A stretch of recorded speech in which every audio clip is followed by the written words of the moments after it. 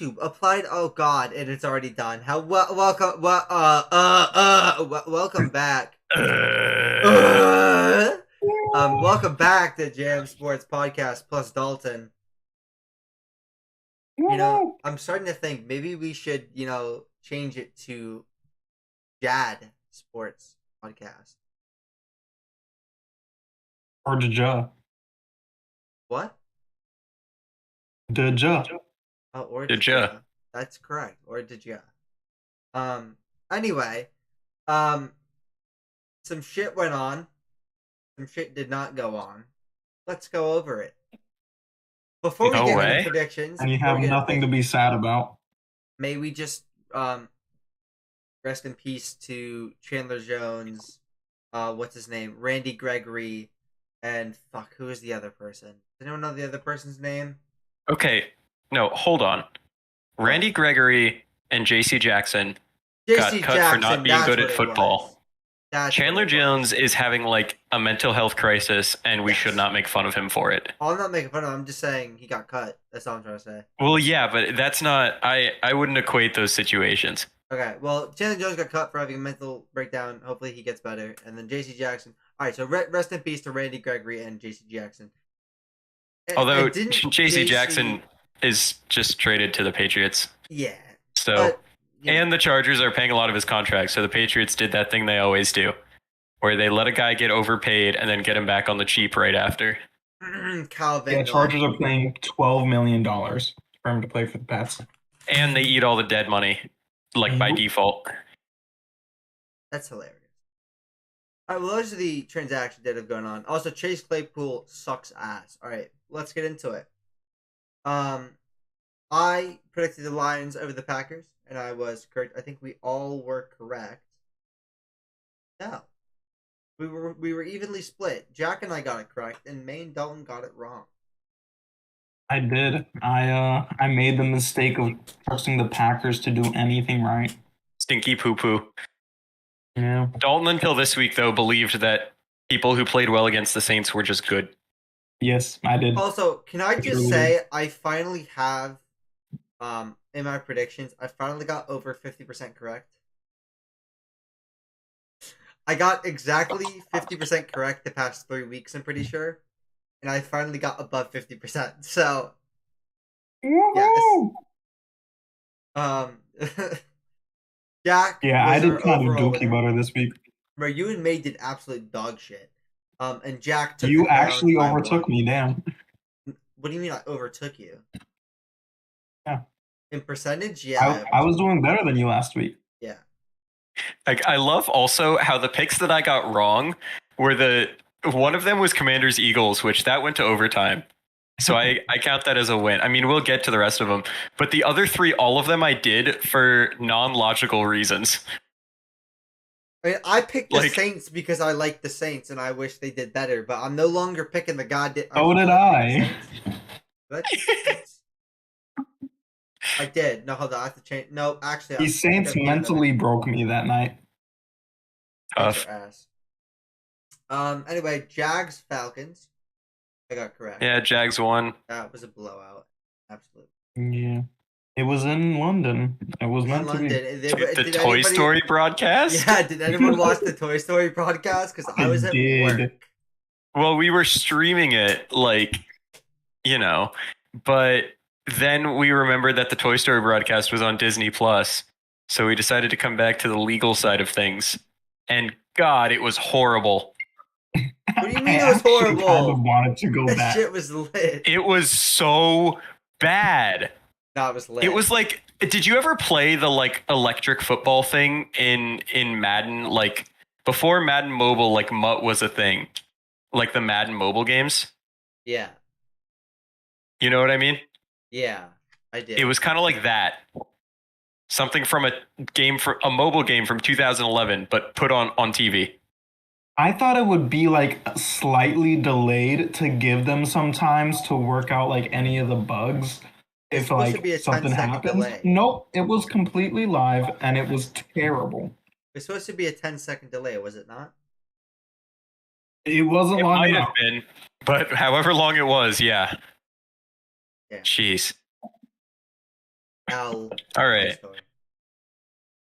I had the Rams over Colts correct. Yeah. And I also had the Ravens over Browns correct. Damn. Yeah. Yeah, I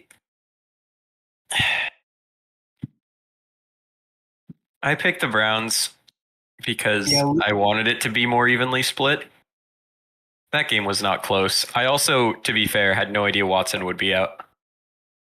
Good. I hope he's out for the rest of his career. True. He's the one man I do not want to ever step foot in the football field ever again. Oh, absolutely. No, trust me, I don't have sympathy. It's just starting a late round rookie is a very different ball game than starting a veteran quarterback, even a struggling veteran. I picked Bengals over Titans, and I did not hit. And I also picked Saints over Bucks, and I did not hit. Along with Panthers over Vikings, and I didn't hit. I have too much faith in Bryce Young. All right, I need to stop having faith in Bryce Young. I don't really know why too. Like he hasn't looked terrible. Just like, Short. he's looked okay, but the team around him, it sucks.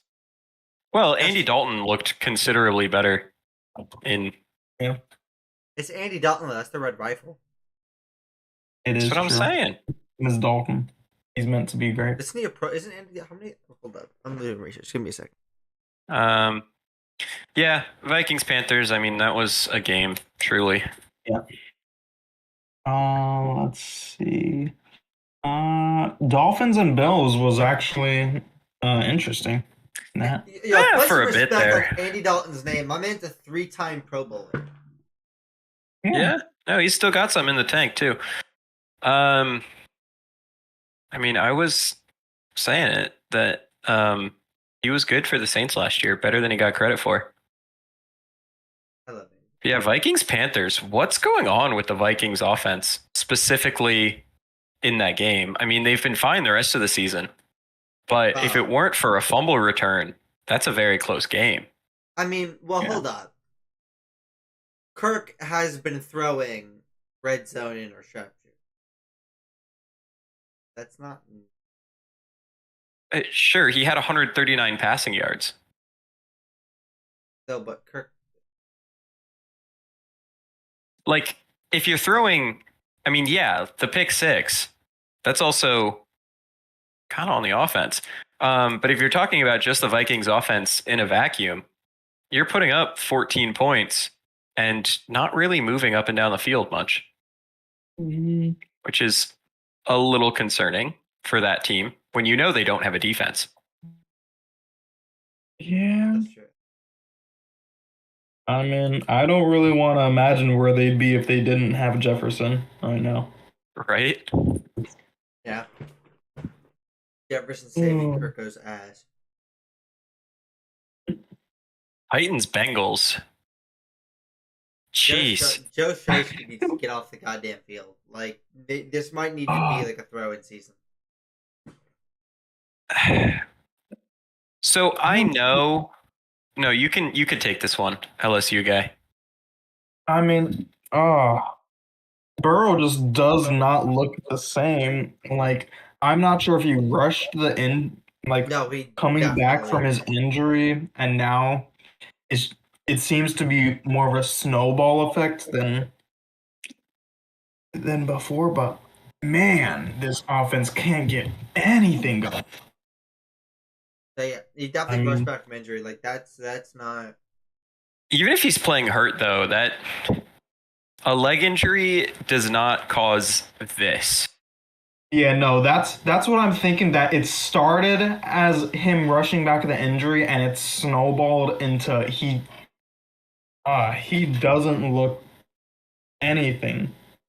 He looks like a rookie, honestly. It's mental. I mean, he's certainly looked the part of like the worst quarterback in football so far, and he's got tough competition for that one. Yeah. Which is crazy for a consensus top 3 guy. I don't know. I hope he can fix it, but it's looking rough.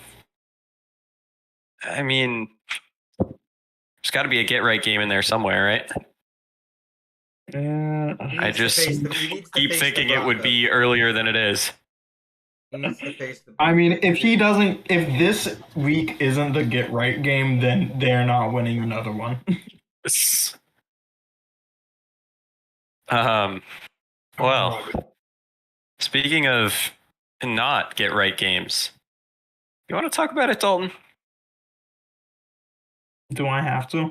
Good segue. Good Uh, segue. I'm Yes, gonna be yes, you honest. do. If I were to go all out right now, it'd be a 20-minute rant. But it's still week 4, still a little too early to get that upset in the year. So I'll save it Is it until though? at least week 8 or 9. Is it really? Look, I'll give you this. I will admit it. I was wrong. I doubted Blake Group, and I shouldn't have. You doubted it. That's really been the one good surprise this year. Now, the rest of it, I'm so sorry. Yeah. The offense sucks ass. For once, the defense didn't play like top 1 in the league, and so they, wasn't even close. Yeah, I mean they're in that like Steelers, Jets, Pats territory of the offense. Well, the Jets offense looked so much better this week than it has. But if the defense doesn't play a hell of a game, you're not in it. Which is sad given where most of the not talent per se, but like talent investment is. Right? Yeah. And they have the talent, if you ask me, at the skill positions. Just, man, this one was rough because the offensive line finally played well. Well, that's not me disagreeing. That's just, oh boy, I can't wait for what's next. Yeah, that's the thing. Like, if this is what happens when the offensive line does play well, I mean, Carmichael's got to go. He's got to go. And if it takes taking Dennis Allen with him, then so be it at this point. By the way, Alex. Yeah. Since I don't think you follow this game much, but you might have heard this. You know my personal favorite stat for this game? What? Alvin Kamara had 33 yards on 13 catches. It is an NFL record for lowest yardage with that many receptions. Isn't it like less than half of the previous record? Yeah. That's also just his usage and the defense sitting on stuff like that because you kind of know that's how he's going to be used. Carmichael having literally no idea how to use him other than run a flat if nothing open. Yeah, I'm just saying I don't think that's on Kamara himself. Oh, no, absolutely not. Carmichael is killing this offense any chance it has. The opening drive was going perfectly fine, and then Carmichael comes up with the dumbest play I've ever seen. The play completely depended on the defense thinking Derek Carr would take on a safety one-on-one. Oh my god. And anytime it's third and short, he throws it deep. When it's third and long, he has a play that goes underneath.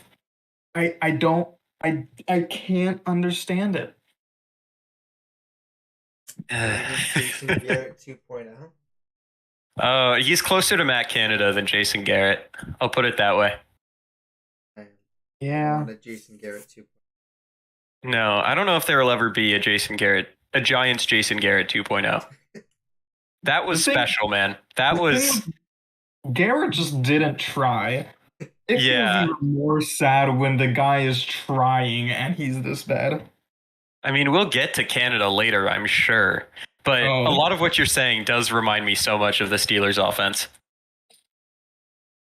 Yeah. It's predictable. It's trying to be creative. But at some point, when you're so uncreative that your creativity isn't useful, it's like dumbass trick plays that don't work instead of like actually good concepts. You dig yourself a hole. The amount of times in 4 weeks I've seen receivers end up right next to each other at the end of the play. It is so bad. And to give him like the slightest ounce of credit, at the end of a play, that can also just be the receivers not communicating. And that falls on coaching as well, particularly like receiving coach and, of course, the offensive coordinator. And not sitting in different places or not knowing their like roles on a play if this is after the routes have kind of been ran. But that's what I thought it was early in the year too, but it keeps happening over and over and over again. And either way, that falls on coaching. Oh yeah. Yep. It's gonna be a rough year. It's gonna be a rough year because they've also already said they're not making any coaching changes until the offseason. Let's go. Oh, like I said, the Steelers of the NFC. Oh god. Let's get. Can we please move on now? Yeah, let's get to Bills. All Dolphins. right, real football was played up in Buffalo. Real scoring, guys. Real life scoring, guys. Guys, the Bills are good. It was Bills are just good. the Jets game that was like, the Jets just have their number. Am I hearing this right? Yeah. Oh. I Damn. don't want to see the. They're the Jets Bills in the again. playoffs. Yeah. No, I mean, this is No, to a T who they are. Choke in the playoffs or lose to the Chiefs. Although, to the Bills' credit, even with that bad week 1 game, through 4 weeks, they're the best they've ever been. They're pretty much the best team through 4 weeks we've seen in a while. Yeah. Which is nuts, given how bad they looked week 1. But, it helps that they've won in blowouts, including one against what's widely considered to be a very good team. And the Commanders, people think are pretty good. Obviously, the Raiders, not so much. But, shit, man. Yeah. They'd definitely be like the 1 seed if we had like an AP coaches poll for the NFL. Oh yeah. Broncos. I didn't see. I saw some of this game up until like the first half ended, and then the second half I didn't really see much. Can I get kind of a rundown on what happened then? Well, I mean,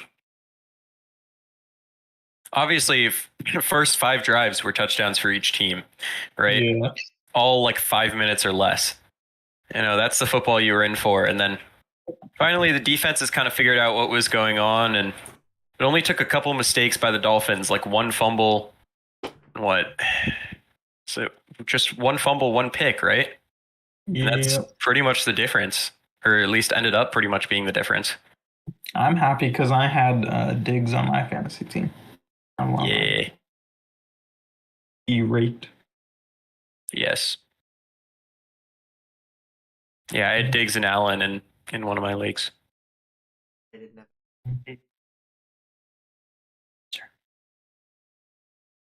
have. But yeah, in a game like this, it just takes a couple mistakes.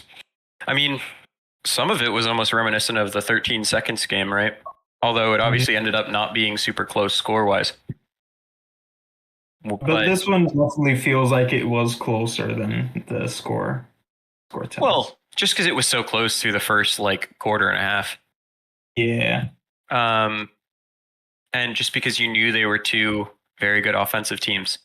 Obviously, the Bills much better defensively, and that made the difference in this one.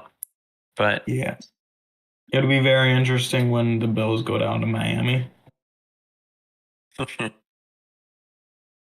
This is one most football fans should be glad that we get another one of. Yeah, although that's like January at Miami. Yeah. That might not be a game. That might be a resting starters kind of day. Yeah. But we'll see. Depends on how close the division is. Broncos, Bears. Somehow neither team came out of this looking any better. I'm not sure who should be more disappointed in this game. I I mean, the Broncos won, right? They came back.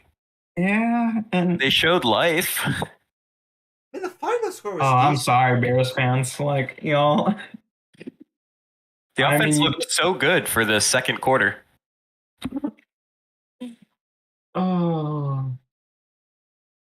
Good thing is they are on track for Caleb Williams. I don't know. I was told by so many people that Fields was really good. Oh yeah, Um, elite level player.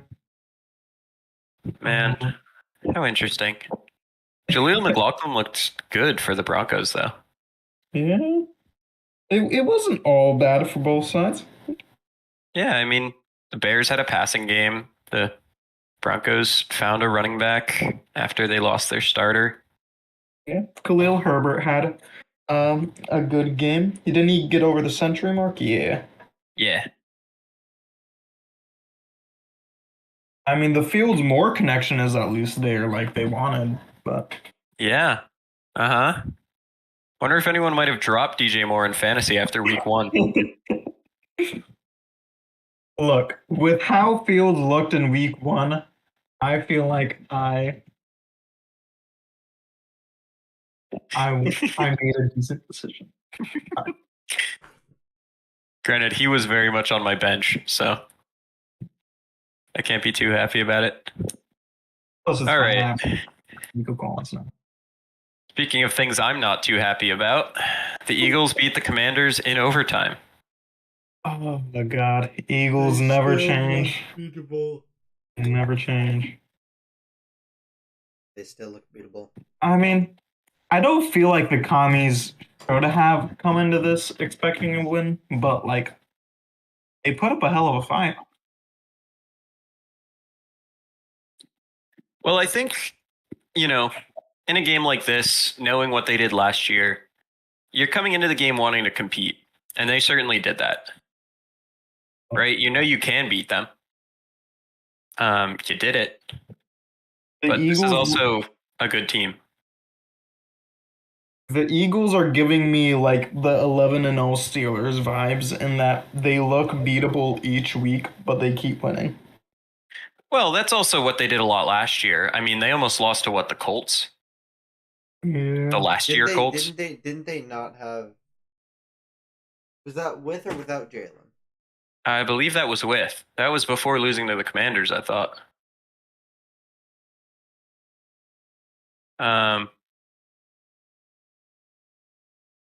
Like that was. I'm gonna look it up. Oh no, Indianapolis was the week after losing to the Commanders, but Hurts still played. Okay, got you. But they played Arizona very close.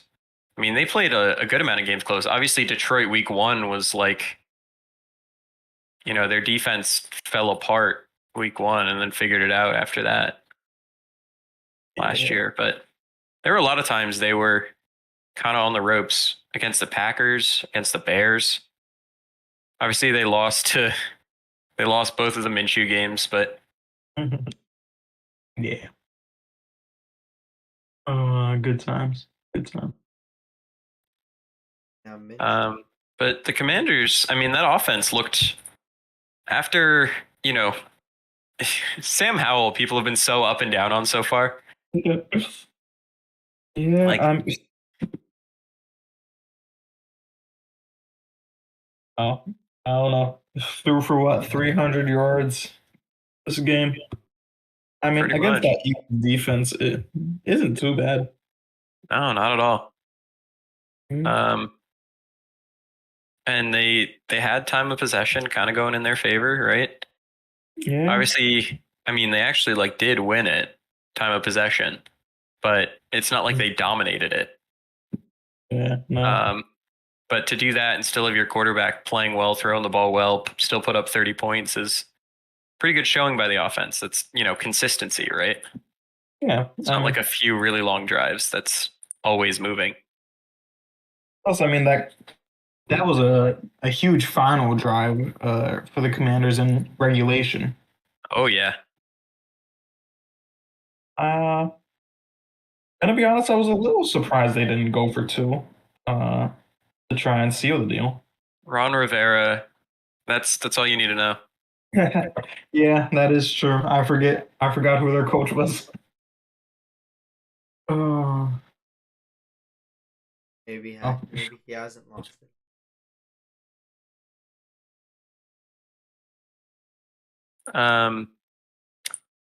Steelers Texans. Let's hear it, Oh Jack. God, do we have to Let's talk hear about it. this one? Well, there's I- one specific person we probably should talk about. Who might that be? Oh, I think you know who it is. I'll let you handle talking about him if you want. So look, the problem in this game was not the Steelers' defense, even though 30 points were scored by the Houston Texans. The problem in this game was, as it all too often is, the stubbornness of the Steelers coaching staff, particularly in keeping Matt Canada. But, you know, there's also a level of why aren't some of the rookies playing? Why aren't some of the young guys playing? Is When Broderick Jones still not playing? believe so, yeah. Jesus Christ. Which in a game where they got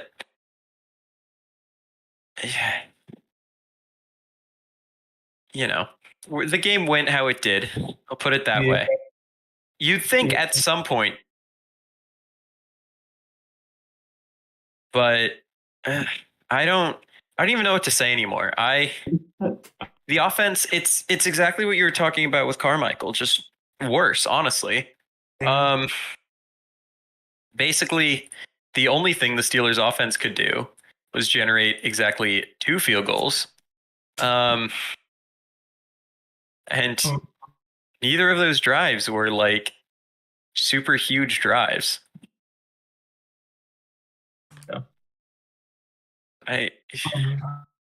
Oh. Let's see. Will they change anything? Nope. If they do, it'll be after the season, and they rarely even do that. But then we see they wear pads at practice now. Steelers way. Well, we'll see. But I highly doubt anything actually changes, no matter how angry Mike Tomlin sounds in a press conference. Yeah. It's just so sad because Pickett showed signs last year, and it seems Canada has just completely killed any chances. Yeah. Yep. At least he's not afraid to take a deep shot. The problem is they're so rarely there, right? Like they have 2 of the longest touchdowns, and other than that, nothing. I mean, there was a pick on a deep shot.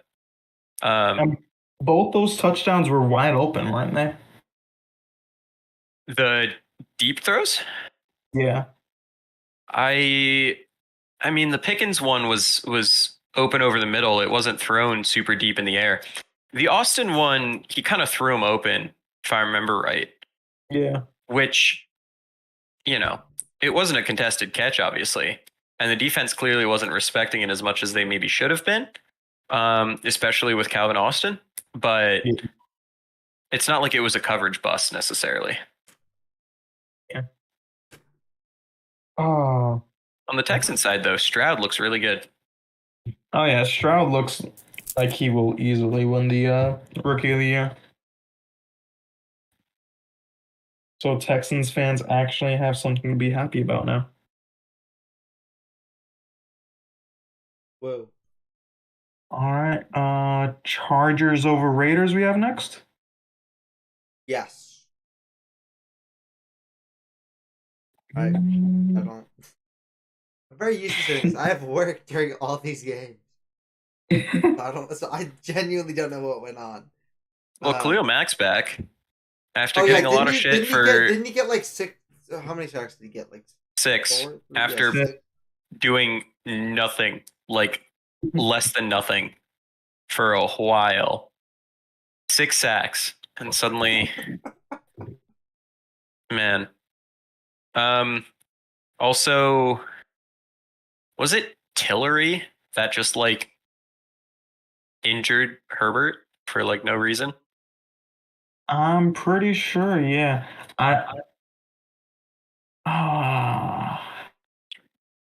I forget. That's- But I think it was Tillery. I just Yeah. remember like even Raiders players were like, dude, what are you doing? yeah. Oh yeah. Like they didn't even have their guys back, which is crazy. Mhm. Who is Yeah. Tillery?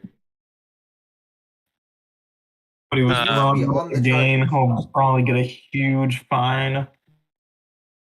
Oh, doesn't make any sense. I don't know. Strange. Maybe he just got abused in practice when he was with the Chargers. But no, I mean, Chargers offense didn't look very good, but Herbert also like had like a splint in his hand, right? Yeah. Did enough to win the game, but no more than that. Yeah. It was the Aiden O'Connell game though. It's true. It's true. And he actually didn't play too horribly. Yeah, no.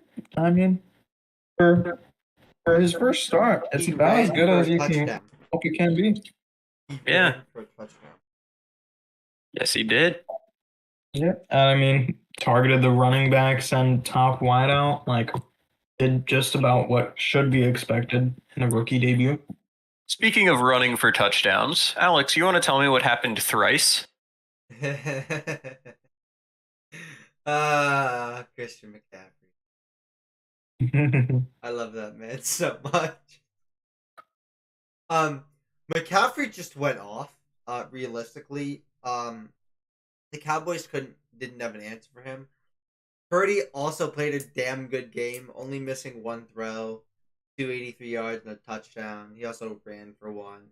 And McCaffrey ran for 3 on 106 yards and also caught 7 balls for 71 yards and a touchdown. And then Ayuk had 6 receptions for 148 yards. So they really didn't have any answer to the offense, and George Kittle's still playing like dog shit. So yeah. Well, and that's the thing with the Cardinals is their coaching is good, but there's only so much you can do to try to outcoach someone, right? Uh-huh. Like they were very clearly able to for at least a half against the Giants. And They were the able Giants to ended up outcoach coming the back. Cowboys. What? Oh, I was They were getting able there. to- Okay. The Giants ended up coming back on the back of literally just putting their skill position players one on one, like just having Jalen Hyatt run deep. Because when you don't have talent, you can only do so much with the chess pieces until, you know, Debo runs all over you. In the Giants case. But in this case, it was more accurately McCaffrey and Ayuk. But, and, you know, it works against the Cowboys, but their defense just doesn't have the talent to keep up with all of the weapons the Niners have. Yeah. And I don't think any defense, like with Brock Purdy at quarterback, I don't think. they certainly can. I don't. Talented defenses certainly can. The problem is, you know, it's to use an example I'm familiar with. It's like the Giants last year. They played a ton of games close. A lot of players way overperformed what they should have done, right? Like the secondary played way better than, you know, their, I guess, football card would suggest, right? They had Fabian Moreau and Nick McLeod playing a ton on the outside, and one of them's like a third stringer and one of them's not on a team. But then you face like the Eagles, and the Eagles have Smith and Brown and Hurts and that offensive line that makes their running game really good. And you just get out talented where you get blown out. And that's what happened to the Cardinals. They just got out talented on defense. They couldn't stop anything because there's going to be a one-on-one somewhere, and the player on the Niners is going to win that 10 times out of 10 versus the players on the Cardinals. Yeah. Tom.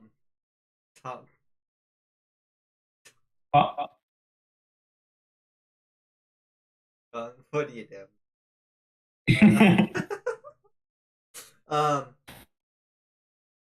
James Conner is good though.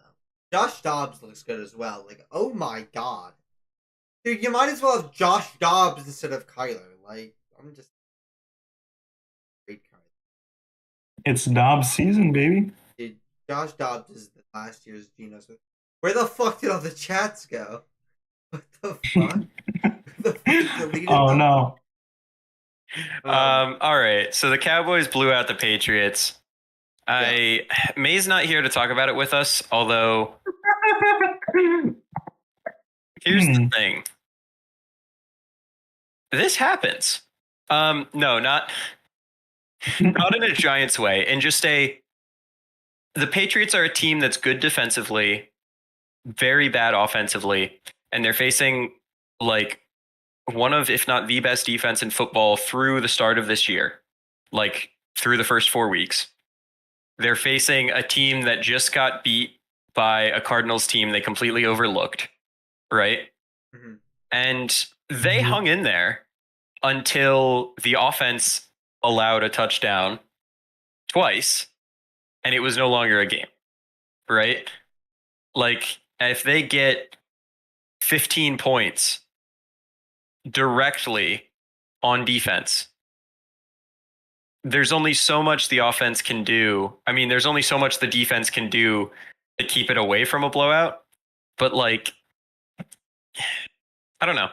It's not too different from the Giants-Cowboys game week 1, where that was a defensive touchdown and a special teams touchdown. This is 2 defensive touchdowns. And that does a whole lot to set you apart in a game and just lead to a blowout, because that takes all the wind out of the sails of the offense. And that really hurts the defense, because now you've got to get more aggressive playing from way behind. And for the 10% of time that works, 90% of the time it doesn't work, which is why you only do it when you're playing from behind. It was 28-3.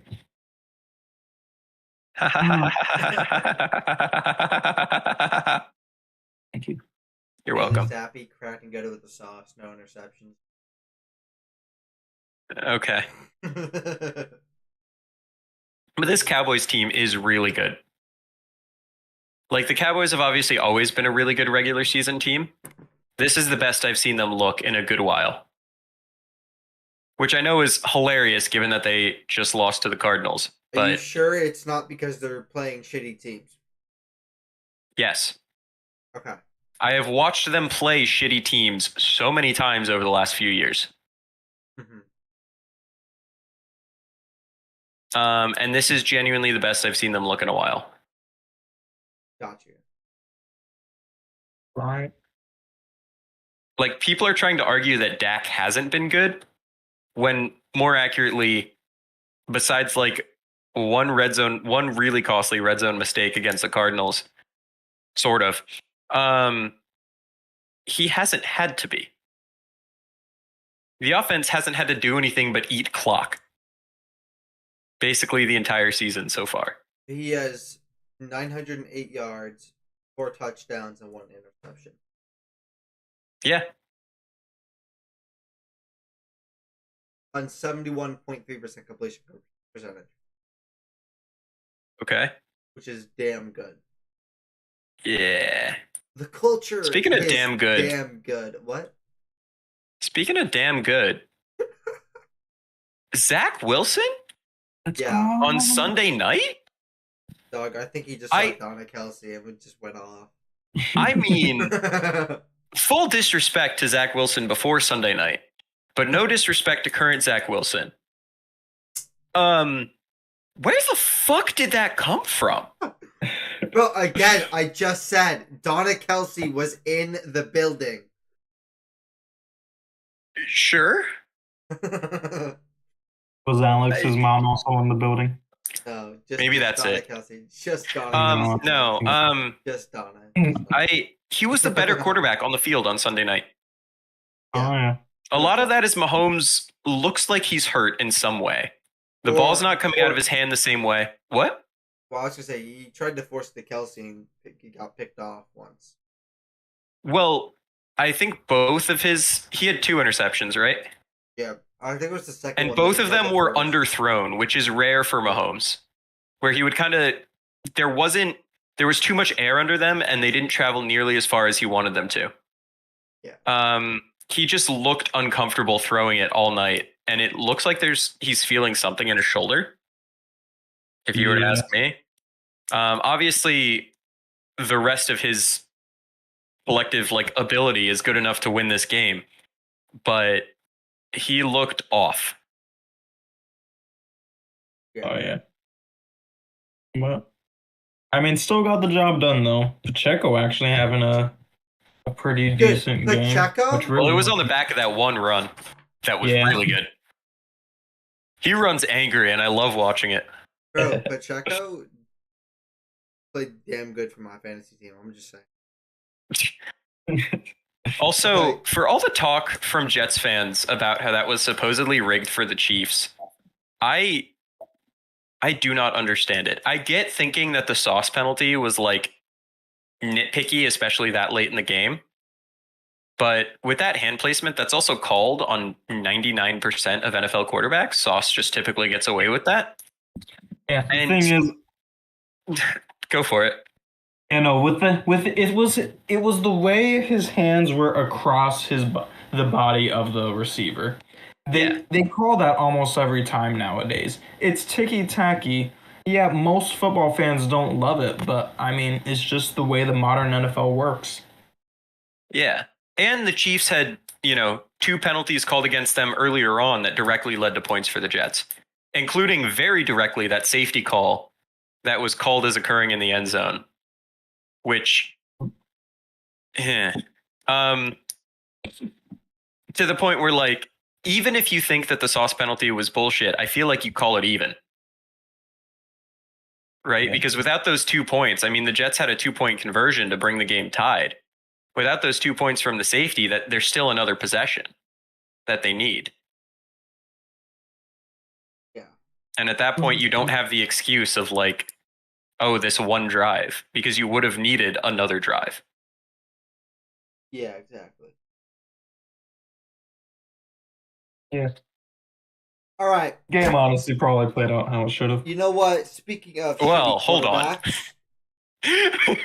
I think there's a reason that the Chiefs were favored by a lot coming in, 8.5, despite it being an away game for them.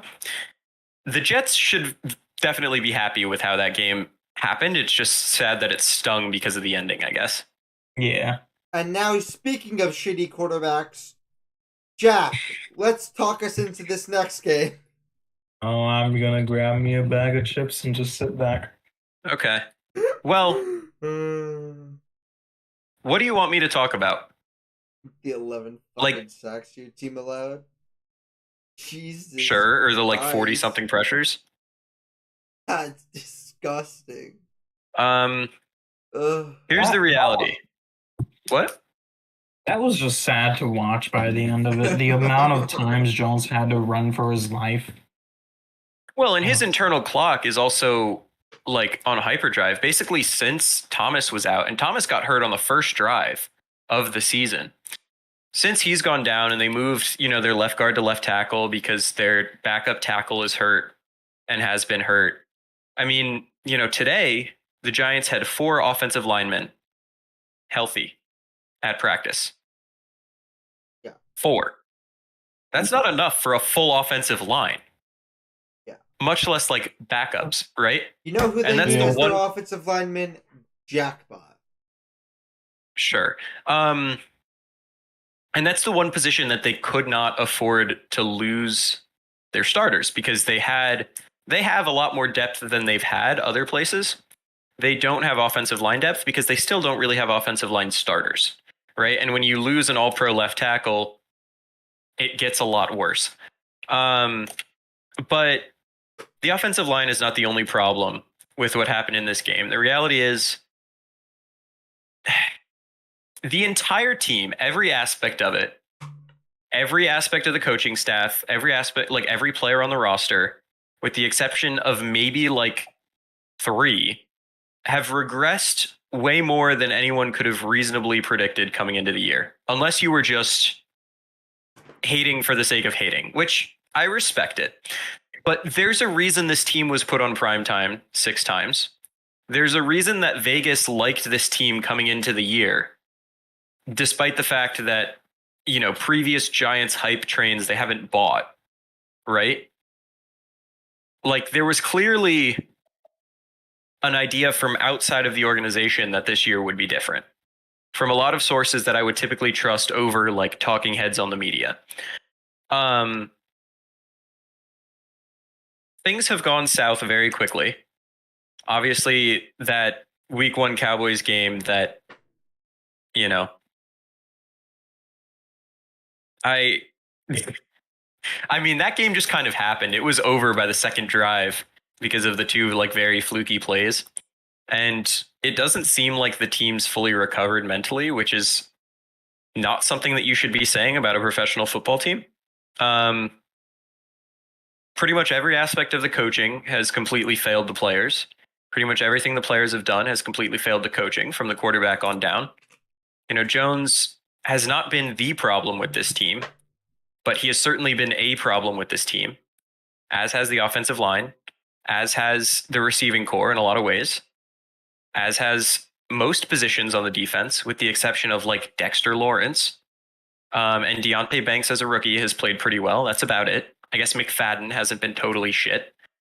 But it's interesting.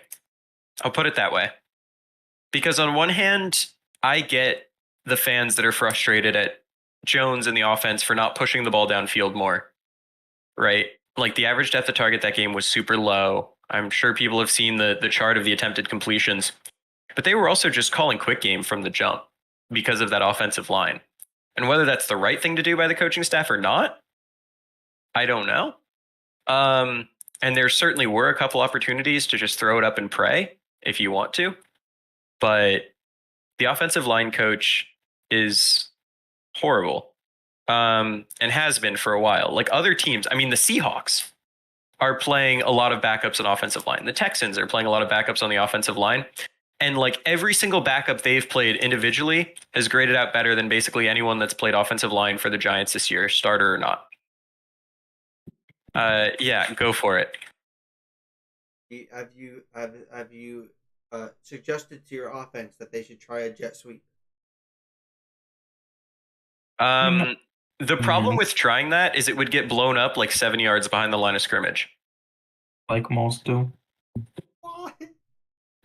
But I mean, I will say this game, like, honestly, even with all of the issues that were there, like, it was 17-3 with the Giants on the goal line. Like, if one. It was 14-3, but yeah. 14-3, yeah, sorry. 14-3. I mean, if just one thing goes the Giants' way, if a different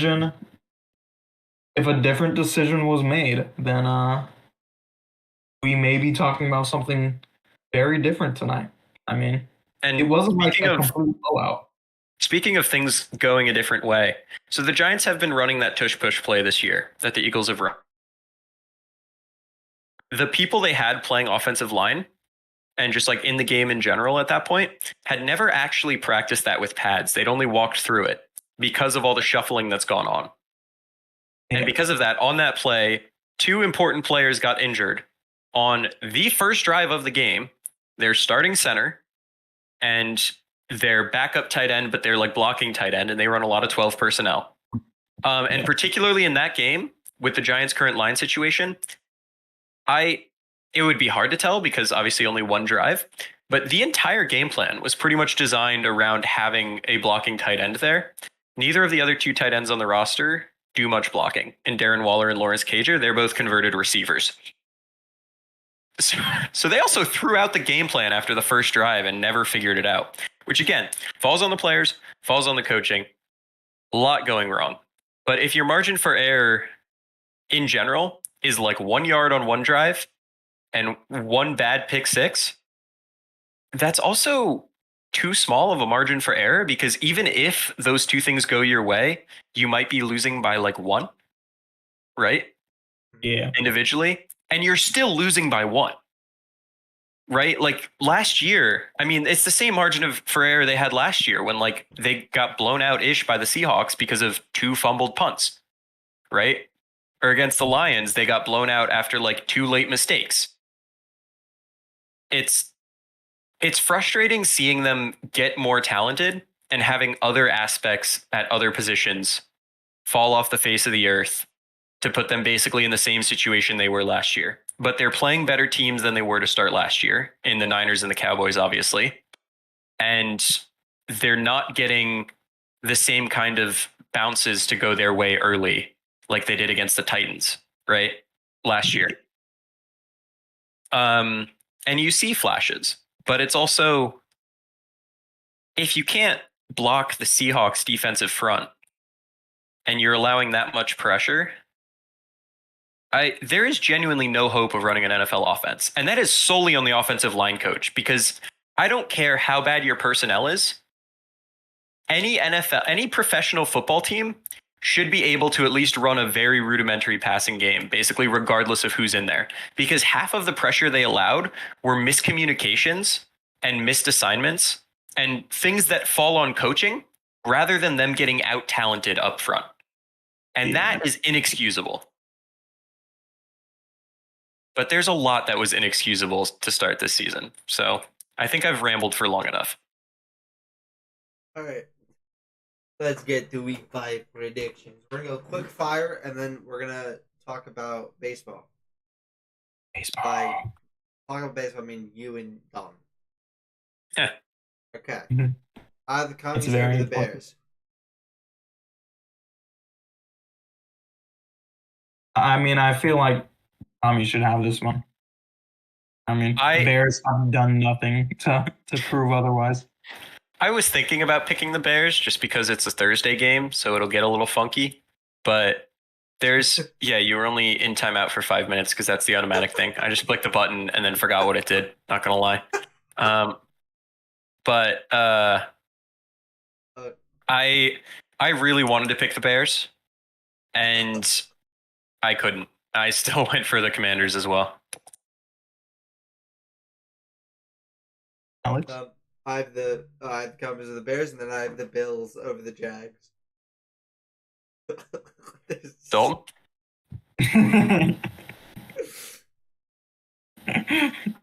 Done. You got the Bills. I have Bills over Jags. Yeah. All right, Jack. What do you have? This is another one where I really wanted to pick the Jaguars, especially because this is another London game, but I can't do it. I got the Bills. I'm doing a league switch. I had the Pats over the Saints. What? Oh, you switched it. I switched it. I don't believe in the Saints, actually. They've let me down this entire fucking time. This is going to look a lot, in my opinion, like Jets-Pats did earlier. And that was, what, a 15-10 win? After watching the showing they put up against the Bucks, and the week before that against the Packers, to be honest, I just can't put my faith in the Saints offense, especially against what is genuinely a good defense. But what about Zach Wilson? He plays for neither of these teams. Oh, fuck, it's the Pats, not the Jets. I didn't even know if you were trying to, I couldn't figure out what joke you were trying to make. No. I'm not paying attention. And I heard you say Jets in the back of my mind. I'm like, oh, Zach Wilson. All right, damn. Well, moving on. The Colts to the but yeah, wait, no, Dalton. You have Saints? I mean, that's fair. The Pats aren't exactly a great team. It's going to be a 6-5 win, guys. Don't worry. Okay. It's going to be a 2-0 win, safety. I think this will be low scoring, but especially like Adebo's hurt, right? Remember that, right? Yep. So, I mean, the Pats obviously don't have much going for them on offense, but at some point I have more faith in the Pats defense than I do the Saints. Not because I think the Saints defense isn't good. It's just the Pats defense is genuinely very good. I have the Colts over the Titans. I have the Titans over the Colts. I also have Colts over Titans. Yes. Interestingly enough, the Titans are favored in this game. Yeah, I like Anthony Richardson. That's my only reasoning. Yeah, no, he's been good. I like Michael Pittman, YouTuber sensation. Richardson's definitely been good. honestly mostly picked the Titans because I didn't want this to be unanimous. And it kind of looks like Derrick Henry is returning to being Derrick Henry, which helps the Titans a lot because they can't survive only passing the ball. Yeah, I do not trust Don't they have Tannehill. AJ? Oh, That's my wait a thing. minute. They fucking traded him like a bunch of idiots. But this should be a fun game. This division always has some fun games. Oh, yes. Very interesting. Facts. I have the Ravens over the Steelers. Yeah, I don't want to make this pick. I feel like recent history might suggest not making this pick, but I also have the Ravens over the Steelers because this is genuinely the worst I've seen the offense under Matt Canada. This is it's reaching a boiling point, and getting blown out by the Ravens feels like the kind of textbook way for the Steelers to hit that boiling point. Whether something happens or people just get apathetic, that's its own thing. But getting blown out at home by your rival stings. And I hate to say it, but watching the offense, someone needs to feel that sting and something needs to change. Because they managed to skate through the end of last year without having an offense and on the backs of an insane run by their defense. And they cannot do that sustainably. And if getting blown out by the fucking Texans wasn't enough, I swear to God, getting blown out by your rival at home better be.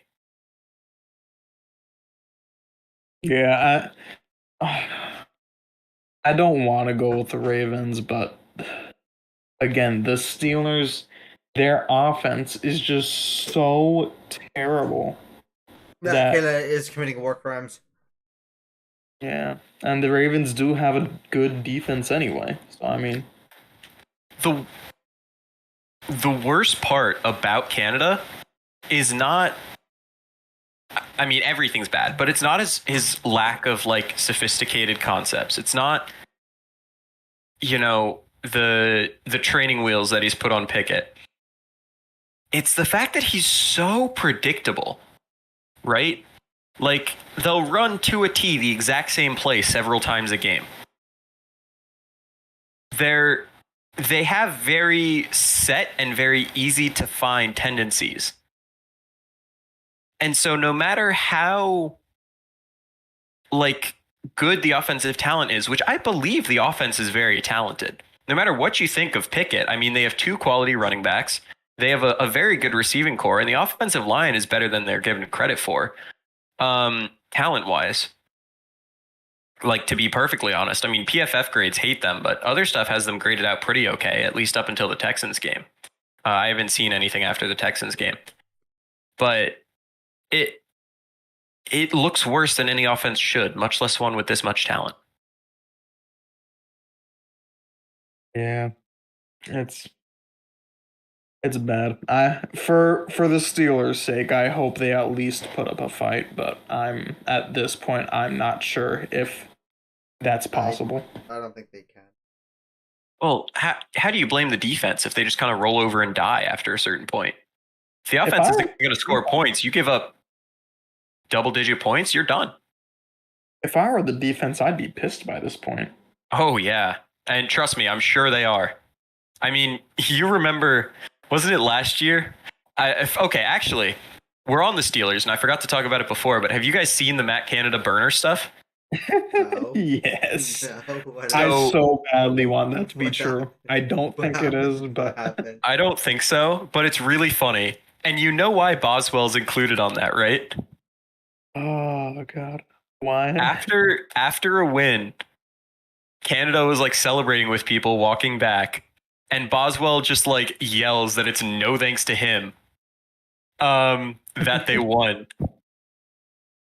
And that's an iconic moment when your kicker is screaming at your offensive coordinator for being horrible.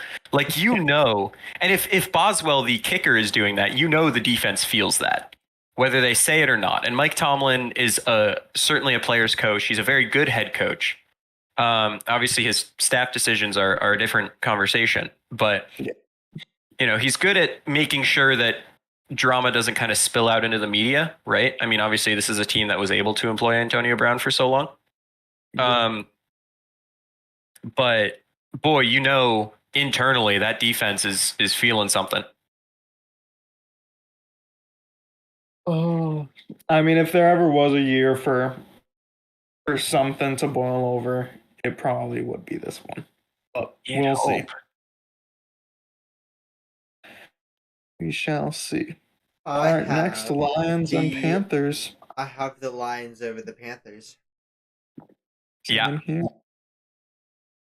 I mean, what's there to really say about this one? Bryce Young is not him. They're blue teams. This might be the biggest spread of the week, right? I'm pretty sure. Or wait, I think it's probably Dolphins Giants now that I think about it. Dolphins Giants is definitely the biggest spread. Well, they're close. If I remember right, one's 10, one's 11. Yeah, Miami's favored by 11 at home against the Giants. Detroit is favored by 10 at home against the Panthers. Damn. Yeah. But yeah, this shouldn't be close, and if it is, good for the Panthers.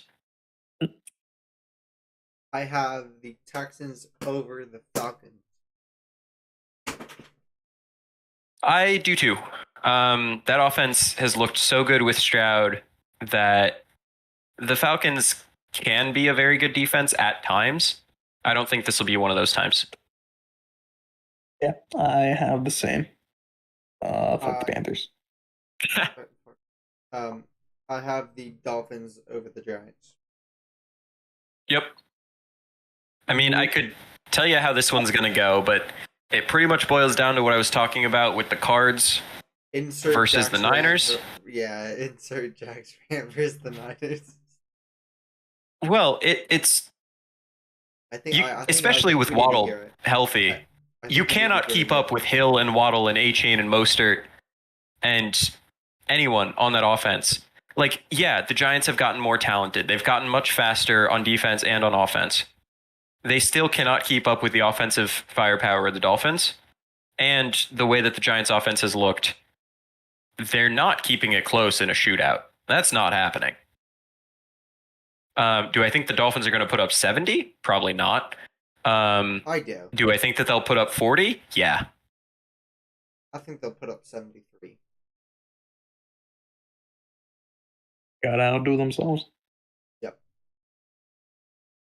Mike McDaniel's like, no, we can't do this again. We can't just give them mercy again. Kick the fucking field goal. It's going to be 73 to nothing. I have the Cardinals over the Bengals. I do too, surprisingly enough. I can't do it. I can't go against my boy. No. I know. You definitely can. Your boy is playing right now. This week. If not, then they're done. So that's what I was thinking. But watching the Cardinals lately, I'm not so sure. That defense is, A, they're well coached, but B, that secondary is better than they're given credit for talent-wise. They found some, potential future gems. They still need a lot of work, but there's talent there, right? And with the way that Burrow's been playing, with the way that he hasn't been throwing downfield, if the coaching staff can capitalize on that, this Cards team is playing hungry. Also, I don't know. I was stuck on this one forever. I got that instantly. I was going back and forth for so long, but I think I'm going to take the Cards on this one. Yeah, also Josh Dobbs is him. But maybe Josh Dobbs is exactly the kind of challenge Burrow needs. Kick it into gear. I hope so, because their season might be. I have the Eagles over the Rams. As do I. You know what? I picked the Commanders last week, and they got close. I've liked what I've seen from the Rams so far this year. How about I put it that way? And they get cut back this week. That's exactly my thinking. with the way that Puka Nacua has played, which is basically an outside version of Cup in a lot of ways, right? As far as once Cup is back. Yeah. And then you have the other talent they have on offense. With the offense looking pretty good again and the defense doing its thing where it'll hold up when it has to, I'm kind of kicking myself for being so down on the Rams coming into the year because, of course, they had a lot of the same talent that they had 2 years ago. But I think, I don't know. I am fully expecting the Eagles to win this one, but I think this might be more fun than, I don't know. I really don't know. It's in LA. I think the Rams can pull it out. Yeah. I had the Broncos over the Jets. Call me crazy.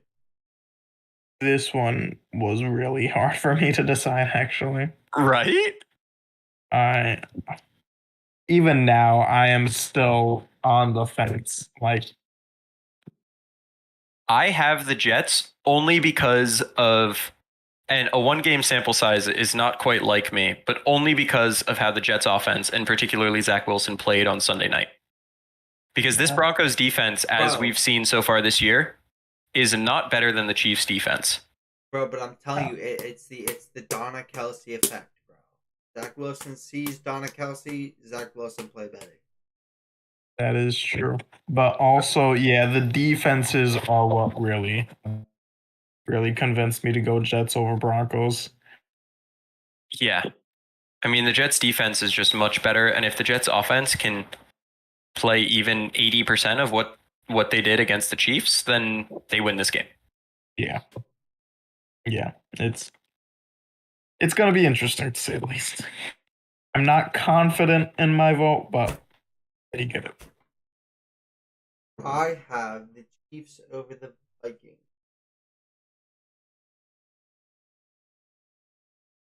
Yeah, same here. I mean, I don't know. I want to choose some kind of insane game to have just go against the grain, but there's really not much to go with this week. I actually, Chiefs Vikings was the one that I came closest to, obviously besides Rams Eagles, but the one that I came closest to switching and didn't. That sounds crazy. But the Vikings offense is ass. They were last week. They have. When else have they been? Hello? They just haven't looked like the old. They haven't looked like previous Vikings offensive. I at all. I wholeheartedly disagree with that statement. They just haven't. To me, they haven't. I don't know about you, but to me, they just haven't. Like, yeah, they've been losing games, but they've been playing close games, right? You know, obviously, every game has been within one score again. Whoop-de-doo. But Addison has looked pretty good so far. Kirk is still Kirk. There's just some luck going into it and some turnovers. What? You mean Big Kirko? Iced out Kirk. Sure. And this feels like the perfect kind of opportunity, especially with how the Chiefs looked last week, that if Mahomes is still hurting, I still believe in this Vikings team more than I did the Jets going into it. Obviously, if Zach Wilson turns out to be much better than I thought he would be, that's a different conversation. But I don't know. This might just be a bad patch for the Chiefs, and I was close to picking them to lose. Yeah. I have now for a real upset over the Cowboys. Say Dalton? it. Say it. I have the Cowboys over the Niners. Yep. Jack, say it. I can see your pick. Say it. I have the Cowboys over the Niners. Anyone else want to talk about this, or should I? You can have it. Oh, fuck. So, originally this was a joke. I wanted to write it on the doc, and then I wanted to switch it to the Niners when I said it, just to piss Alex off a little bit. But then Alex was laughing at me for it before we came on for the show, and so I thought about it more. And there's one thing in particular that makes me think that the Cowboys have around a 50% chance to win this game. Like, to me, this is a toss-up. That being that at left tackle, the Niners are obviously very set. They have Trent Williams, who's the best in the game. At every other offensive line spot, the Niners have nothing. They have a really bad offensive line this year. And with Micah Parsons, the Cowboys play him everywhere. They'll line him up over the center of the guard. They'll line him up over the right tackle. They will move him around. They'll find him the best matchups, or, the worst matchups if you're the offense.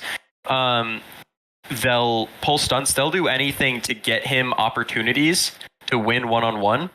And they also are very deep on the D-line in ways that they can beat the Niners. And especially with Parsons being lined up like that, Purdy has played very well. He is still not very good at handling pressure. He has had some good performances under pressure, but you saw it against even the Giants, where he didn't look like his, normal, very controlled self when facing that much pressure. And if you take out the one long touchdown that was kind of just chucking it up, and it ended up being good placement, but he chucked it up on a back shoulder. His stats also don't look that great under pressure in that Giants game, and that's against the Giants defense. The Cowboys defense is obviously considerably better at basically every level except maybe interior D-line. And Micah Parsons is better than anyone on the Giants, where if you've got him coming in over the guard, it might make for a long day. It's also not the playoffs, which helps. I mean, I have a question. Who do they have at corner? At corner? Yeah. I know Trayvon. They still have Gilmore, don't they? I'm not worried. Alright. I have the Packers and the Raiders. Right. Well, hold on. No, I'll answer your question. Alright, who do they got at corner? Let's hear it. I'm gonna go to their depth chart so I can be thorough. But yeah, they still have Bland. They still have Gilmore, obviously. And then they have Jordan Lewis, Eric Scott, and then Noah something. I forget how you say his last name. But as far as actually starting, it's Gilmore and Bland, with Lewis and Scott as the backups. And then Noah Igbenogany, I think. I think the game will be close, but I think the Niners pull out. I think it's 70-3 Cowboys. Fuck. For what it's worth, the Cowboys do list 3 safeties in their lineup, right? They're much deeper at safety. So make of that what you will. I have the Packers over the Raiders. I also have Packers over Raiders. Yeah, what the fuck? The Packers have looked so bad in their last couple games. Jordan Love season. I told you he was getting the Brock Purdy treatment as far as offensive play calling. Brock Purdy is a good quarterback. You're just salty you didn't draft him. Oh. You know what I mean by saying that, though. No, I know. Okay. And honestly, they blew out the Bears. They lost to the Falcons. Yep. They beat the Saints. Yep. I'm not really sure that was a great game by the Packers, to be perfectly honest. Jordan loves you. And it wasn't particularly close against the Lions, where they're just not playing a great brand of football. And the Raiders, I don't know. Adams' revenge game in Vegas. I feel like it's a good time for an upset for them, especially now that they've got Josh Jacobs kind of working again. It'll be interesting. It does fully depend on how Love plays, though. I will say that. Well, he's also got a lot of the same issues as Purdy, where the play calling is great. I mean, obviously Love has way better arm talent, but the only thing holding him back from being very good is that a quarter of the time he's just wildly inaccurate, even though he's making the right read. which is really funny seeing their play styles being very similar for two quarterbacks who were complete polar opposites coming in. Oh, yeah. Brock Purdy better than Kenny Pickett. Baby hands has nothing on the big cock Brock. You Okay. know what? I think Brock Purdy is the best QB of all time. I think he can go down in history as an 8-time Super Bowl champion. Oh fuck! I think Oogie Boogie he's just 0 died. Super Bowl champion still. Well, now we're on to baseball. Yes. You want to split it AL/NL, Dalton? Sure. All right. Cool. I'll do AL first because I want to give something a little time to develop right now. If you catch my drift. Yeah. So in the American League, your wildcard teams actually, the Mariners missing the playoffs was mildly surprising. The Rangers and Blue Jays, well, Rays obviously had clinched. Rangers and Blue Jays were your two wildcard teams that were kind of up in the air. Both of those teams are already out of the playoffs, losing both of the first two games in their 3-game set, and each of them scoring 1 run across the 2 games they each played, which is impressively bad. The pitching for obviously both the Twins and the Rangers, who beat them in the series, was very good, which is especially encouraging for the Rangers, who had some serious bullpen concerns coming in. And it's shaping up to be fun. Life's a lot better to me when the Rays are out of it. Because speaking of the Rays, one of the big things over the last few days has been the fact that combined, the Rays got like 36,000 fans across both games. Yep. Less than 20,000 a game. Which their whole thing is, oh, well, why would you schedule a playoff game during the afternoon on a weekday? But somehow that's not stopped any other fan base from showing up for a playoff game, no matter when it is, including at like noon on weekdays, right? Yeah. Like, yes, that falls so heavily on the Rays for building it in St. Pete, which is difficult to get to. But also, the fan base can't claim the time of the game as an excuse. And I've seen too much, like, general national baseball media buying that as like they just shouldn't schedule a game then. Like, other teams show up. This isn't a league-wide problem. This is a you problem, Rays. Figure it out. But they're not going to. They're just going to build another stadium in St. Pete. Yep. Oh, that's absolutely what's going to happen. All right, may I take over now? Go for it. The thing that I was watching didn't happen, yeah. so. It died. Yeah. Yeah, Brewers and Diamondbacks are going right now. Diamondbacks took game 1 in a peculiar start for, how do you say his name? Bott? Brandon Bott, I think. Yeah. Not a great start, but then the bullpen comes in, saves the day, puts up a very peculiar line, but gives up no runs beyond that point. And the Diamondbacks make the comeback off of some great defense by Longoria and Corbin Carroll with a clutch homer as well. When you look at the Marlins and Phillies, I mean, it's going about as expected. The Phillies are just a much better team. The Marlins really needed their pitching to come through in a big way. And it was always going to be, if the Phillies offense could overcome the Marlins pitching, they'd have it easily. And that's exactly what it's. Well, the Marlins haven't hit a damn thing. Yeah.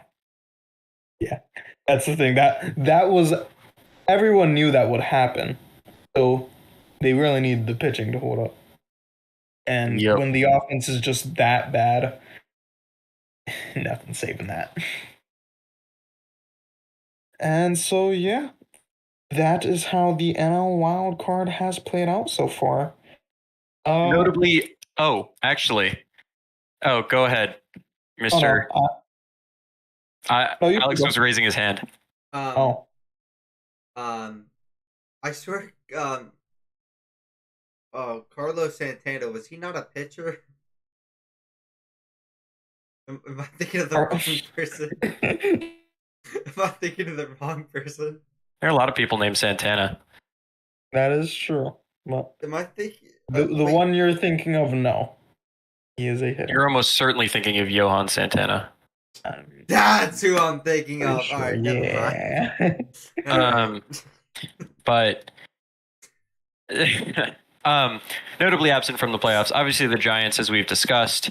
The Padres, did they end up outlasting the Giants somehow Yes, Yeah. they did. before getting Yeah. eliminated? That's so funny. Yeah, they were hanging on the edge, hoping everything would go perfect for like 3 days because the bottom two wild card teams kept losing. Yeah, and speaking of losing, the Cubs missed the playoffs due in large part to the Pirates and to the Braves. Because the Pirates beat them in a series, at which point Ross was like, "Oh, that's not a good team," and then they dropped a fly ball against the Braves that led to them Literally losing a game they died should have on won. the field. Braves were barely even trying, and the Cubs just died. Like, oh my god. Don't the Braves It are, was like, the really greatest- funny. Don't the Braves are like the greatest hitting team of all time? Yes. They're the greatest something One all of time. the greatest. Offense. Like up there with like the 27 Yankees. Yeah, that's what it was. They have like the second. But no, this and on a per game basis, that doesn't really mean a whole lot, right? Where like this was a game the Cubs should have won by all means, and they did not. And on the note of the Cubs and the Reds, who had their own struggles, including blowing a giant lead against the Pirates, that ended up being pretty instrumental in the playoff race because it's late in the season, which that's a lot of fun as a Pirates fan, keeping, two of your rivals out of it, especially in a year the Cardinals are bad, because those rivalries with the Cubs and Reds are generally closer than with the Brewers. As far as like more heated rivalries. Yeah. I personally went to Marlins Pirates to end the season, in which the Pirates basically threw the baseball game, which all but ensured the Reds and it's really funny. The Pirates were up 3-0. They had gotten one out in the top of the eighth, and they brought in their worst reliever who couldn't get a guy out, allowed 4 runs, and then left to let the Marlins take the lead and win the game. And it was the strangest thing I've ever been to, because when that reliever comes in, his name's Colin Selby, and he sucks. When he comes in, the whole stadium is groaning, right? People had been booing the Pirates like all game because you're kind of like, you're out of it. You take out your frustrations. I don't know. Weird fan base sometimes. But they're groaning, they're booing, they're not happy about it. And then they look over at the scoreboard and they see that the Brewers are ahead of the Cubs. And suddenly, the more runs Selby gives up, the more at peace the stadium is. Like, I was leaving the game, and that was the least sad I have felt, and the least like sad energy I felt from the people around me at any Pirates loss I've seen. I've been there at the end of hilarious blowouts where it's basically just been funny for the last 5 innings. I've been there at heartbreaking, crushing losses like against the Braves that Dalton knows about. I've seen all kinds of games, and that was the happiest I have ever seen the Pirates fan base collectively feel after an objectively heartbreaking loss. And it was the funniest thing ever. Sometimes the world just works out in ways you never expect. Right? All right. How about this? You want to try and predict what will happen from here on out? Let me actually check on my MLB bracket. See if I have it somewhere. Because I filled out one of the things for the bracket competition. Yeah, same here. Let me give you my bracket. I have the Phillies winning it all versus fuck. Who's on? Oh shit. Wait, who's in the AL? Yeah. Versus the Orioles. Too bad you're gonna be wrong. It's okay. Fuck you. I'm not wrong. Never wrong about anything. I remember what mine was. I had Diamondbacks over Brewers, Phillies over Marlins, Rangers over Rays, and Blue Jays over Twins. I got the Blue Jays one wrong. I gotta find out what I ended up going with because I was torn on Blue Jays Twins, but I'm pretty sure I had the Rangers and the Twins. I had the Brewers beating the Diamondbacks, which is clearly not going to happen. And I had the Phillies. But then from there on out, it got kind of boring, if I remember right. Yeah, same here. I had what was it? LA and the Braves, and then Houston and the Orioles move on. Wait, and I had Orioles, Braves, and then Braves win it all. Were the Astros not in the wild card? No, they won their division. The Astros? Hey, so confused. If you win the division, you have to play the wild card? So the top 2 of 3 division winners have a bye. Got you. Okay, that makes more sense then. The both Central divisions. Well, actually, it's not true of the NL Central. It was for a bit, but not anymore. But for the AL Central winner was like worse than any of the wildcard teams, which is really funny. And so there was like a 3-team fight for the AL West, where obviously the Astros won it. The Rangers were a wildcard team, but a very good wildcard team, and the Mariners were out of the playoffs, despite the fact that they were better than the Twins. Didn't I watched a video on this like earlier today, I think, or maybe it was, I don't remember. I watched a video on it probably last night. But there was like a point where like everyone in the AL West had like over a 90% playoff.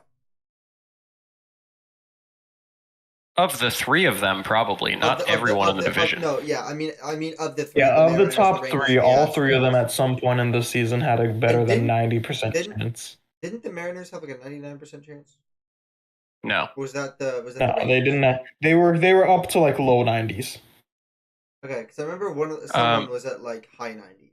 I don't remember if it was the Rangers. Well, the Mariners went on a huge hot streak to kind of put themselves in the conversation, and then really cooled off right at the end to fall back out of it. Who won the Tank Bowl? What? The Athletics. Oh. A worst team in the league, yeah. But some help. There's still an MLB draft lottery, so it doesn't even secure them the top pick. Wait, also tanking is dumb. That's all. Why is there a fucking draft lottery? Because tanking is dumb. I don't like that. I really don't like that. I mean, in baseball, what's really unfortunate is in baseball, we've seen it work a couple times. Although, I would certainly make the argument that the teams that tanked and succeeded were not good solely because of the high draft picks. They were good because of other decisions made, right? It usually has to come with good management. Yeah, and good drafting elsewhere. I mean, you'd only get 3 players if you're picking like number 1 or in the top 5 for 3 years. And all 3 of those panning out is rare even for the best drafting organizations. Like, didn't a lot of people pass over Gunnar Henderson? Yep.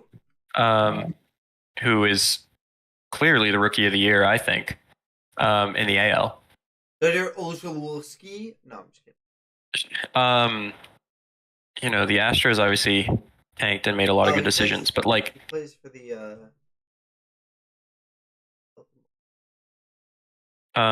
in football, tanking never works. I mean, the Bengals with Burrow are like the only time in the last while that tanking has like worked at all for a team. And they obviously haven't won a ring out of it. Like the teams that are good, the teams that have the best quarterbacks, a lot of times aren't the ones that tanked for them. Maybe they traded up, yeah. But like the Bills and the Chiefs, they were good when they got their quarterbacks. The Eagles, they were good. The Ravens, they were good. They picked them at 32. Yeah, no, it's almost always true. You can't just rely on one guy to completely fix all your issues. Yeah. Boo, tanking. Yay. Tanking is stupid and dumb, and the A's are stupid and dumb for more reasons than just tanking. Yes. Did the Pirates count in that little thing as well? Oh, the Pirates are certainly stupid and dumb, but that's for other reasons. The saddest part is they're not tanking. They got Yeah. almost as many wins as the Giants. So Although, speaking of not tanking, hilariously, the Royals very much not tanking. They'd basically promoted all of their prospects. This was supposed to be their first year of competing. what? Yeah. They played well down the stretch, but man, for a while they were giving the A's a run for their money, and they still ended up way closer than they should have been. Yeah. What? Um, the Rockies were also pretty. Well, the Rockies are they're not exactly trying. They were, and I quote, aiming for 500 ball, and they Aiming missed. for ball. Why aiming? Yes. Why Well, 500? Why not like more than that? their owner before the season had a quote something along the lines of like when they were asking about expectations for the season, he's like, "Well, you know, I think we could be a 500 ball club." They were not. But also that being the like lofty goal coming into the year is really sad. Yeah. Is Chris Bryant still on there? Oh wait, Chris Bryant is on. Yeah, he's still on the Rockies. Shit. Anyway, All right. Any final words? fuck the Cowboys. Please beat them. Fuck the cow. Wait, I shouldn't say that in case we get blown out. Good luck, Cowboys. Dalton, final words. Cowboys.